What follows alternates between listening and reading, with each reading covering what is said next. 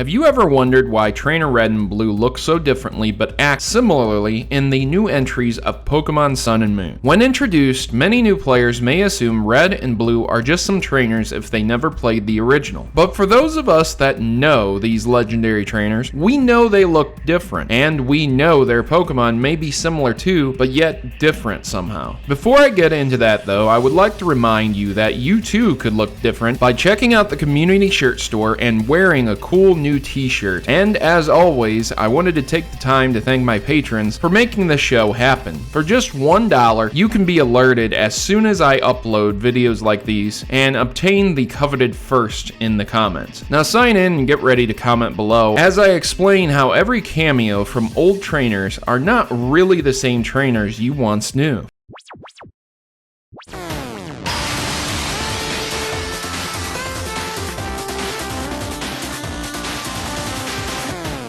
For demonstration purposes, I will be detailing trainers Red and Blue, but this extends to anyone else that shows up as a cameo in Sun and Moon. Just how are the reoccurring trainers from previous games different? They look the same aside from their clothes, which could be explained by a new climate, and their Pokemon are virtually identical. The devil is in the details though. Before I get into that, let me give you a little bit of background though. Quite some time ago, it's been all but confirmed that there are different timelines leading to what some dub parallel universes and multiple timelines. This explains how the original Pokemon Red and Blue can exist alongside Fire Red and Leaf Green. This is important to know because it is generally accepted that no remake is canon. Instead, many fans, and indeed even the creators, acknowledge the originals to be canon, opting to put remakes in some weird area of the universe it exists in. Not canon, but neither fanfiction, somewhere in between. This was most notable in the remakes of Alpha Sapphire and Omega Ruby. At the end of the game, Deoxys inside a meteor was going to crash into Hone, and this caused its resonance to create something known as a link cable to transfer it to another world. This other world was referred to as a parallel universe, or the past timeline, where a strange split occurred where Mega Evolution exists now, but in that world, it did not. With all that said, it was Hone's destiny to receive Deoxys, just as it occurred in the past. But working with the player, Mega Rayquaza smashed the meteor and saved the day. However, this raised the question that, indeed, if there are parallel universes, then are Red and Blue from those universes in Sun and Moon, or are they the originals? As I said before, Trainer Red and Blue's Pokemon are the key to solving this. And the abruptly short answer is that no, they are not from the original universes. Not only do things like Mega Evolution exist in Sun and Moon, but also the fact that their Pokemon moves are severely different from their champion status debut in Pokemon Generation 1 and Generation 2 appearances. Not only does Red's Pokemon have moves that would not have existed in the past, but some of the moves can only be taught or bred into his Pokemon. And while he and Blue may have similar and almost identical teams, with these things alone, we can deduce that they are from the remakes instead of the originals, as each remake incorporates new things that the old ones failed to do. A simple example of this would be Heart Gold and Soul Silver's expansion for allowing newer Pokemon and movesets, which Red and Blue are both in.